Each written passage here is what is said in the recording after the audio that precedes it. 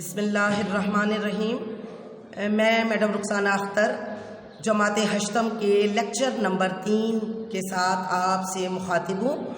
میرا تعلق Peshawar model school boys 5 سے ہے۔ عزیز طلباء، جماعت ہشتم کے ہم لیکچر نمبر 3 کے ساتھ میں آپ سے مخاطب ہوں۔ لیکچر نمبر 1 میں ہم نے مولانا شبلی نعمانی کے بارے میں پڑھا تھا اور ان کے حوالہ جات ہم نے آپ کو بتائے تھے، سمجھائے تھے ان کے حالات زندگی کے بارے میں۔ نمبر 2 لیکچر میں ہم نے آپ کا سبق اخلاق نبوی کا آغاز کیا تھا اور ہم تقریباً صفحہ نمبر 3 تک پڑھ چکے تھے۔ آپ کی اسکرین پر جو کتاب ہے یہ اردو کی کتاب ہے جو کہ ہم جماعت ہشتم اور جماعت نہم میں پڑھاتے ہیں اور آپ لوگ پڑھتے ہیں، تو وقت ضائع نہیں کرتے، اپنے لیکچر کا آغاز کرتے ہیں۔ اپنی کتابیں آپ کے پاس ہوں اور ساتھ ہی پینسل اور رائٹنگ پیڈ بھی آپ کے پاس ہو تاکہ بتائے جانے والے مشکل الفاظ کو آپ ساتھ ساتھ نوٹڈ کرتے جائیں۔ اپنی کتاب کھولیے جی، صفحہ نمبر 3 پر ہم پہلے 2 پیراگراف اخلاق نبوی کے پڑھ چکے تھے اور یہ سبق جو ہے وہ سرخیوں پر مشتمل ہے۔ ہم نمبر 2 سرخی حضور پاک صلی اللہ علیہ وسلم کی سیرت کی، ان کے اخلاق کی پڑھنے جا رہے ہیں۔ حسن خلق، صفحہ نمبر 3 کے لاسٹ میں دیکھیے، حسن خلق یعنی ان کے اخلاق کی جو خوبی ہے وہ بتائی جا رہی ہے۔ حضرت علی رضی اللہ تعالیٰ عنہ، حضرت عائشہ رضی اللہ تعالیٰ عنہا، حضرت انس رضی اللہ تعالیٰ عنہ، حضرت ہند بن ابی حالہ وغیرہ۔ یہ میں آپ کو بتا دوں، حضرت علی رضی اللہ تعالیٰ عنہ حضور پاک صلی اللہ علیہ وآلہ وسلم کے داماد تھے، حضرت فاطمہ رضی اللہ تعالیٰ عنہ کے شوہر، حضرت عائشہ رضی اللہ تعالیٰ عنہ ان کی زوجہ تھی، بیوی تھی حضور پاک صلی اللہ علیہ وسلم کی۔ حضرت انس رضی اللہ تعالیٰ عنہ حضور پاک صلی اللہ علیہ وسلم کے غلام تھے جنہوں نے ان کی خدمت میں 10 سال گزارے تھے۔ اسی طرح حضرت ہند بن ابی حالہ یہ بھی آپ صلی اللہ علیہ وسلم کے غلام تھے۔ ان کے بارے میں کہتے ہیں کہ جو مدتوں آپ صلی اللہ علیہ وآلہ وسلم کی خدمت میں رہے تھے، ان سب کا متفقہ بیان ہے، متفقہ ان سب کا اتفاق رائے ہے کہ آپ صلی اللہ علیہ وآلہ وسلم نہایت نرم مزاج، خوش اخلاق اور نیک سیرت تھے۔ آپ صلی اللہ علیہ وآلہ وسلم کا چہرہ ہنستا تھا، وقار و متانت سے گفتگو فرماتے تھے۔ وقار و متانت وقار دونوں ایک دوسرے کے مترادف ہیں، جس کا مطلب ہے سنجیدگی، یعنی آپ کے چہرے پر مسکراہٹ رہتی تھی لیکن گفتگو بڑی سنجیدگی سے فرماتے تھے اور کسی کی خاطر شکنی نہیں کرتے تھے۔ یعنی ان تمام افراد کی یہ رائے ہے کہ حضور پاک صلی اللہ علیہ وآلہ وسلم کا چہرہ مبارک ہر وقت ہنستا رہتا تھا لیکن وقار اور متانت سے، سنجیدگی سے گفتگو فرماتے تھے اور کسی کی خاطر شکنی نہیں کرتے تھے۔ خاطر شکنی کرنا یعنی دل دکھانا، کسی کو دکھ نہیں پہنچاتے تھے۔ اگلا پیراگراف آئے۔ معمول یہ تھا کہ کسی سے ملنے کے وقت ہمیشہ پہلے خود سلام و مصافحہ فرماتے۔ مصافحہ ہاتھ ملانا، یعنی جب کسی سے ملتے تو سلام بھی پہلے خود کرتے اور ہاتھ ملانے میں بھی وہی پہل فرماتے تھے۔ کوئی شخص جھک کر آپ صلی اللہ علیہ وآلہ وسلم کے کان میں کچھ بات کہتا تو اس وقت تک اس کی طرف سے رخ نہ پھیرتے جب تک وہ خود منہ نہ ہٹا لے۔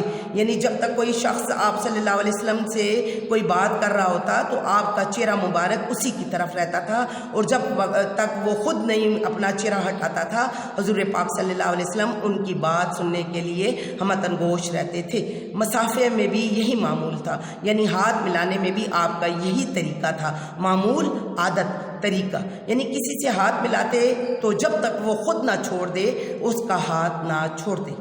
اکثر نوکر، چاکر، لونڈی، غلام خدمت اقدس میں پانی لے کر آتے کہ آپ صلی اللہ علیہ وسلم اس میں ہاتھ ڈال دیں تاکہ متبرک ہو جائے۔ یعنی آپ کی خدمت میں خاص لوگ تو ان کو تو چھوڑیں جو نوکر چاکر لونڈی کہتے ہیں کنیز کو، کنیز غلام کوئی بھی آپ کی خدمت میں حاضر ہوتا اور پانی لاتے تاکہ آپ صلی اللہ علیہ وسلم اس میں ہاتھ ڈال دیں، پیارے نبی صلی اللہ علیہ وسلم کی تو لابدین میں بھی اتنا اثر تھا کہ وہ بیمار کو یا کسی زخم پہ لگا دیتے تھے تو وہ شفا یاب ہو جاتا تھا، تندرست ہو جاتا تھا۔ تو آپ صلی اللہ علیہ وسلم کا ہاتھ مبارک یعنی کسی پانی میں وہ اس لیے ڈلواتے تھے تاکہ وہ پانی جو ہے پاک ہو جائے۔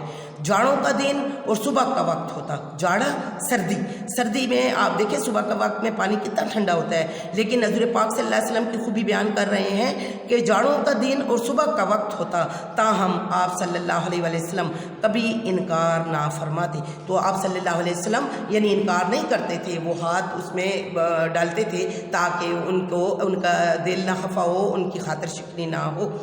مجالس صحبت میں، مجلس کی جمع صحبت، جہاں پہ بہت سارے لوگ اکٹھے ہوں، حضور پاک صلی اللہ علیہ وسلم جس محفل میں موجود ہوتے تھے لوگوں کی ناگوار باتوں کو برداشت فرماتے، ناگوار ناپسندیدہ، یعنی یہ نہیں کہ حضور پاک صلی اللہ علیہ وسلم جس محفل میں ہوتے تھے اور اگر کہیں پہ وہ کوئی شخص کوئی ایسی بات کرتا جو پیارے نبی صلی اللہ علیہ وسلم کو ناپسند لگتی تو آپ اس کا اظہار نہ کرتے، یعنی اس پر منہ پر نہیں کہتے تھے کہ تم ایسا نہ کرو یا تم غلط بات کر رہے ہو۔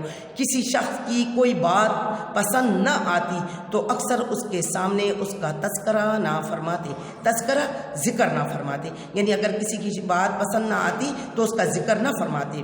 ایک دفعہ ایک صاحب عرب کے دستور کے مطابق زعفران لگا کر خدمت میں حاضر ہوئے۔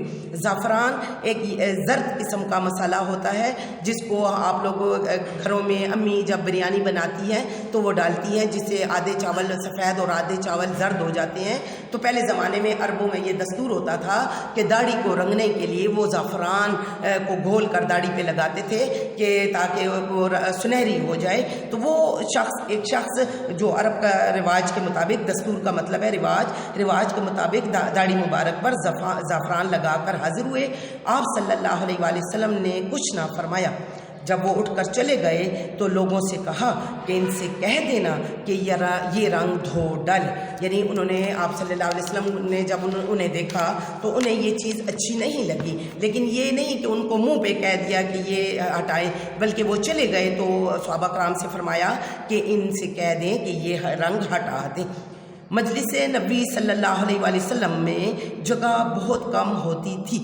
حضور پاک صلی اللہ علیہ وآلہ وسلم جس محفل میں موجود ہوتے تھے وہاں پر اسلامی تعلیمات دیتے تھے تو لوگ اسلامی تعلیمات حاصل کرنے کے لیے اتنے زیادہ اکٹھے ہو جاتے تھے کہ جگہ بیٹھنے کے لیے کم ہو جاتی تھی۔ جو لوگ پہلے سے آ کر بیٹھ جاتے تھے ان کے بعد جگہ باقی نہیں رہتی تھی، تو وقت سے کتنا ہی پہلے لوگ آ کر بیٹھ جاتے تھے تاکہ ان کو جگہ مل جائے، تو جو پہلے آ جاتے تھے ان کو تو جگہ مل جاتی تھی۔ ایسے موقع پر اگر کوئی آ جاتا تو اس کے لیے حضور صلی اللہ علیہ وآلہ وسلم خود اپنی ردائے مبارک بچھا دیتے تھے، اور جو لوگ بعد میں آتے تھے اور ان کے بیٹھنے کے لیے کوئی مناسب بندوبست نہیں ہوتا تھا تو حضور پاک صلی اللہ علیہ وسلم اپنی چادر جو ان کے کندھے پر موجود ہوتی تھی، جن کو کالی کملی بھی کہتے ہیں، حضور پاک صلی اللہ علیہ وسلم کے کندھے پر چادر ہوا کرتی تھی، ان کو خود زمین پر بچھا دیتے تھے تاکہ لوگ آرام سے سکون سے بیٹھ کر وہ ان کی باتیں سنیں اور تعلیمات حاصل کریں۔ کسی کی کوئی بات بری معلوم ہوتی تو مجلس میں نام لے کر اس کا ذکر نہیں کرتے تھے، بلکہ صیغہ تعمیم کے ساتھ فرماتے تھے کہ لوگ ایسا کرتے ہیں، لوگ ایسا کہتے ہیں، بعض لوگوں کی یہ عادت ہے۔ صیغہ تعمیم اشاروں والا طریقہ، یعنی اشاروں سے بتاتے تھے، یہ نہیں کہتے تھے کہ اگر کسی کی بات بری معلوم ہوتی تھی کہ یہ دیکھو یہ شخص یا نعمان یا فیضان ایسا کر رہا ہے، بلکہ اشاروں میں کہتے تھے، اشاروں میں اس طرح فرماتے تھے دیکھیں بعض لوگوں کی یہ عادت ہوتی ہے، بعض لوگ ایسی حرکت کرتے ہیں، تو یہ عادت اس لیے اختیار کرتے تھے، یہ طریقہ ابہام، یہ اشاروں والا طریقہ اس لیے فرماتے تھے کہ شخص مخصوص کی ذلت نہ ہو، کہ وہ جو خاص شخص ہے، شخص مخصوص جس کا ذکر کیا جا رہا ہے، جس کو منع کیا جا رہا ہے، اس کو شرمندگی نہ ہو، ذلت رسوائی نہ ہو، اس کو وہ شرمندہ نہ ہو اور اس کے احساس غیرت میں کمی نہ آئے۔ آگے چلتے ہیں. میں آپ کو اب تک جتنے ہم نے مشکل الفاظ پڑھے ہیں صفحہ نمبر 4 پر یہ میں آپ کو الفاظ کے معنی بتاتی ہوں. آپ دیکھیں ہم نے یہاں پہ پڑھا مصافحہ ہاتھ ملانا، متبرک مقدس پاک، ناگوار ناپسندیدہ، صیغۂ تعمیم اشاروں والا طریقہ، ابہام شک. یہ الفاظ کے معنی ہم نے ابھی پڑھے ہیں. آگے چلتے ہیں صفحہ نمبر 4 کی طرف. ایثار کا مطلب ہے قربانی. قربانی یہ نہیں کسی جانور کی، بلکہ اپنے فائدے کو، اپنے نفع کو ہٹا کر اپنے نفع کی قربانی، اپنے فائدے کی قربانی دے کر دوسرے کی مدد کرنا، دوسرے کے لیے قربانی دینا ایثار کہلاتا ہے. آپ صلی اللہ علیہ وآلہ وسلم کے اخلاق و عادات میں جو وصف سب سے زیادہ نمایاں اور جس کا اثر صفحہ نمبر 5 پہ آئیں ہر موقع پر نظر آتا تھا وہ ایثار تھا. یعنی آپ صلی اللہ علیہ وسلم کے اخلاق کی جو سب سے نمایاں خوبی تھی، وصف خوبی نمایاں خاص، یعنی آپ کے اخلاق میں تو سب خوبیاں تھیں، ہر بات آپ کی خوبی تھی، آپ کے اخلاق تو خوبیوں سے بھرے ہوئے تھے، لیکن جو آپ کے اخلاق اور آپ کی عادتوں میں جو سب سے خاص خوبی تھی وہ آپ کا ایثار تھا، یعنی دوسروں کی خاطر قربانی دینا. اولاد سے آپ صلی اللہ علیہ وآلہ وسلم کو بے انتہا محبت تھی، اور ان میں حضرت فاطمہ الزہرا اس قدر عزیز تھیں کہ جب آتی تو فرتے محبت سے کھڑے ہو جاتے. یعنی حضور پاک صلی اللہ علیہ وسلم کو اپنی اولاد سے، اپنے بچوں سے بہت محبت تھی، لیکن ان میں جو سب سے زیادہ پیاری تھی وہ حضرت فاطمہ رضی اللہ تعالی عنہا تھی. جب وہ آپ کی خدمت میں پیش ہوتی تھی تو آپ فرتے محبت سے کھڑے ہو جاتے. فرتے محبت کے ساتھ خندہ پیشانی سے پیشانی کو بوسہ دیتے. پیشانی ماتھے مبارک کو، بوسہ چومنا. وہ اپنی بیٹی کے ماتھے کو چومتے تھے اور اپنی جگہ پر بٹھاتے. تاہم حضرت فاطمہ کی اسرت اور تنگ دستی کا یہ حال تھا کہ گھر میں کوئی خادمہ نہ تھی. حضرت فاطمہ رضی اللہ تعالیٰ عنہ بہت عزیز تھی، بہت پیاری تھی، لیکن ان کی تنگ دستی کا، اسرت غربت کا، تنگ دستی محتاجی کا یہ حال تھا کہ گھر میں کوئی کنیز نہ تھی. یعنی وہ اپنے گھر کا کام کاج خود فرماتی تھی، خود چکی پیستی، خود ہی پانی کی مشق بھر لاتی. چکی 2 پتھروں کے پاٹ کے اندر، پہلے زمانے میں یہ مشینیں نہیں ہوتی تھیں تو گندم جو ہے پیسی جاتی تھی. 2 پتھروں کے پاٹ کے اندر گندم ڈالی جاتی تھی اور وہ ہاتھوں کے ساتھ پیسی جاتی تھی، آٹا بنایا جاتا تھا. خود ہی پانی کی مشق چمڑے کا تھیلا ہوتا ہے. چونکہ آج کل تو ہمارے گھروں میں نلکے لگے ہوئے ہیں، مشینیں ہیں، موٹریں ہیں، ٹینکیاں ہیں تو ہم بھر لیتے ہیں. پہلے ایسا نہیں ہوتا تھا. دور دور سے دریاؤں سے، کنووں سے پانی کے تھیلوں میں پانی بھر بھر کے لایا جاتا تھا اور گھر میں ذخیرہ کیا جاتا تھا. تو یہاں پہ بتایا جا رہا ہے کہ حضرت فاطمہ الزہرا رضی اللہ تعالیٰ عنہ کہ گھر میں کوئی بھی کنیز نہ تھی، ملازمہ نہ تھی. خود ہی چکی پیستی، خود ہی پانی کی مشقیں بھر بھر کے لاتی. چکی پیستے پیستے ہتھیلیاں گھس گئی تھی.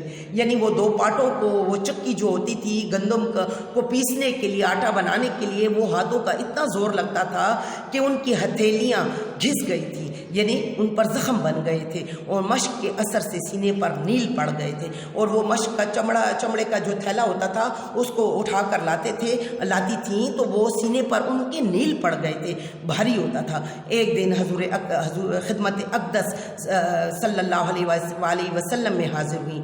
تو ایک دن آپ جو ہیں حضور پاک صلی اللہ علیہ وسلم کی خدمت میں حاضر ہوئیں. خود تو پاس حیا سے عرض حال نہ کر سکیں، یعنی خود تو پاس حیا شرم کی وجہ سے اپنے والد کو نہیں بتا سکیں کہ میں اس تکلیف سے گزر رہی ہوں. جناب حضرت علی رضی اللہ تعالیٰ عنہ نے ان کی طرف سے یہ حال عرض کیا تو ان کے شوہر نے، حضرت علی رضی اللہ تعالیٰ عنہ نے حضور پاک صلی اللہ علیہ وسلم کی خدمت میں حضور پاک صلی اللہ علیہ وسلم کو یہ بات کی اور درخواست کی کہ فلاں غزوہ میں جو کنیزیں آئی ہیں، یعنی فلاں غزوہ میں غنیمت کے طور پہ جو کنیزیں آئی ہیں ان میں سے ایک کنیز مل جائے. اگر ایک کنیز حضرت فاطمہ رضی اللہ تعالیٰ عنہا کو مل جائے. آپ صلی اللہ علیہ وسلم نے ارشاد فرمایا ابھی اصحاب صفہ کا انتظام نہیں ہوا اور جب تک ان کا بندوبست نہ ہو لے میں اور طرف توجہ نہیں کر سکتا.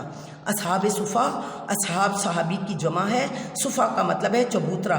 مدینہ کے قریب ایک چبوترا بنایا گیا تھا مسجد کے قریب، جہاں پر کچھ صحابہ کرام پڑھنے لکھنے کا کام کرتے تھے اور ان پڑھ بچیوں کو سبق پڑھاتے تھے یا لکھنے لکھانے کے کام میں مصروف رہتے تھے۔ تو آپ پیارے نبی حضرت محمد صلی اللہ علیہ وسلم نے فرمایا کہ ابھی اصحاب صفا کا یعنی ان صحابہ کرام کی خدمت کے لیے میں نے کنیزوں کا بندوبست کرنا ہے، اگر ان کا بندوبست ہو جائے اور کوئی کنیز بچ جائے تو میں آپ کو دے دوں گا، ورنہ اس کے علاوہ میں آپ کی کوئی مدد نہیں کر سکتا۔ تو یہ ان کی ایثار کی خوبی بیان کی گئی ہے۔ عزیز طلباء، جماعت ہشتم کے لیکچر نمبر 3 کا اختتام ہوتا ہے۔ انشاءاللہ اگلے لیکچر کے ساتھ ہم آپ کے سامنے حاضر ہوں گے۔ اللہ حافظ۔